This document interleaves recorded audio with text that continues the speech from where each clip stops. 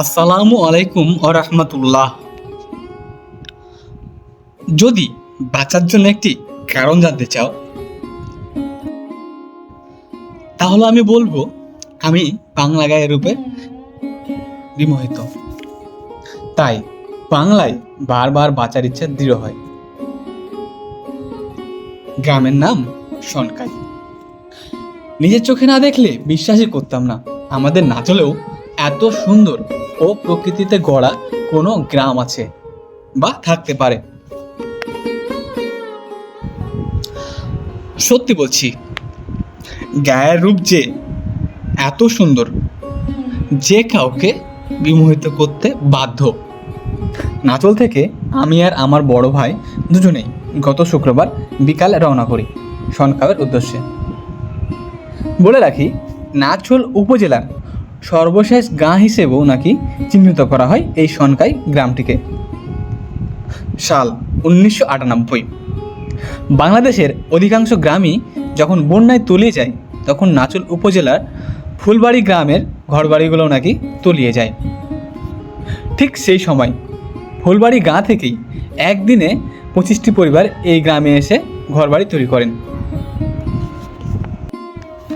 এই গ্রামটি অনেক উঁচু হওয়ায় এখানে আশ্রয় নেবার উদ্দেশ্যে 25টি পরিবার চলে এসেছিল, কিন্তু তারা এখনও এই গ্রাম থেকে ছিটকে কোথাও চলে যায়নি। যদিও গ্রামের প্রকৃতি সুন্দর হলেও এর চলাচলের রাস্তাটি পুরোপুরি মাটির তৈরি। বর্ষায় এদের জীবনে নেমে আসে অনেক দুর্ভোগ, তবুও তারা কখনো গ্রাম ছেড়ে চলে যায় না। নাচল উপজেলার ফতেপুর ইউনিয়নে অবস্থিত এই গ্রামটি। গ্রামের মানুষের আন্তরিকতা ছিল দেখার মতোই।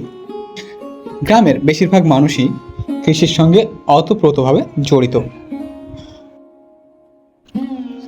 অনেক ভিতরে ও সম্পূর্ণ মাটির তৈরি রাস্তা হওয়ায় গ্রামটিতে বর্ষায় যাওয়া অনেক কষ্টসাধ্য।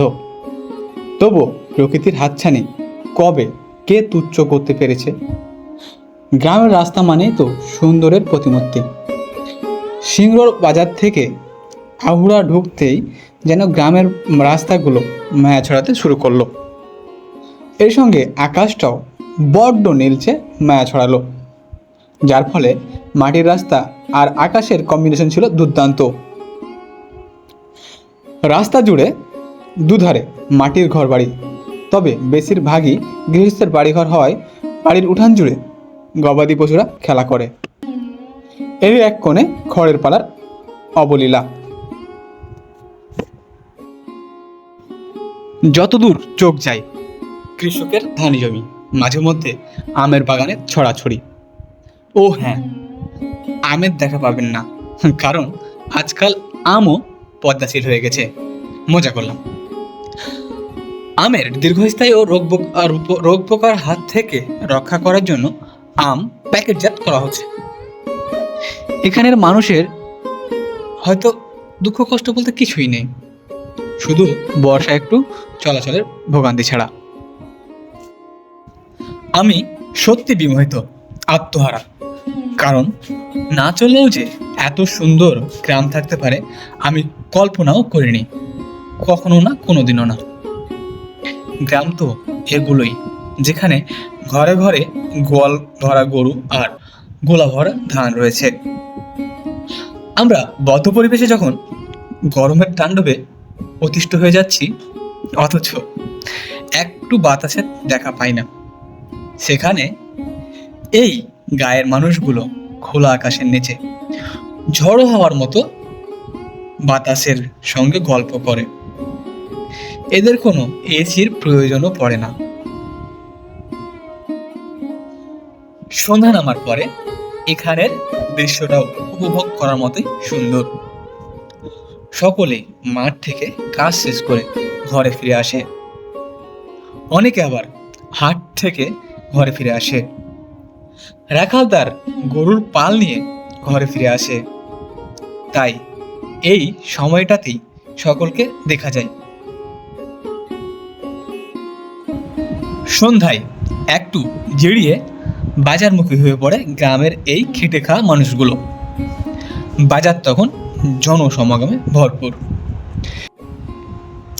এক কাপ চায়ে এদের গল্পগুলো জমে ওঠা দারুণ, যা কোটি টাকা দিয়েও কেনা যায় না।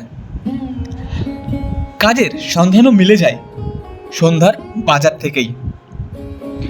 প্রতিদিন চলতে থাকে একই নিয়মে। এদেরও সুখ দুঃখের কত ঘটনা লুকায়িত আছে, কত ভালোবাসা, কত আবেগ মাটি চাপা দিয়ে রোজ বাঁচে বাঁচার মতোই।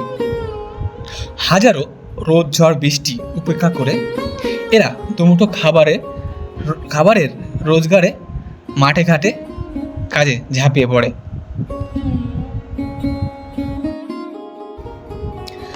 গায়ের এই সৌন্দর্য এরাই বর্ধিত করে। এদের জন্যই গ্রামগুলো বেঁচে আছে। এইরকম অসংখ্য গ্রামের সঙ্গে আপনাদের পরিচয় করাবো। সঙ্গে থাকবেন, ভালোবাসা দিবেন। আমিও আপনাদের নতুন নতুন ভিডিও উপহার দেব। সবাই ভালো থাকবেন, সুস্থ থাকবেন। ধন্যবাদ।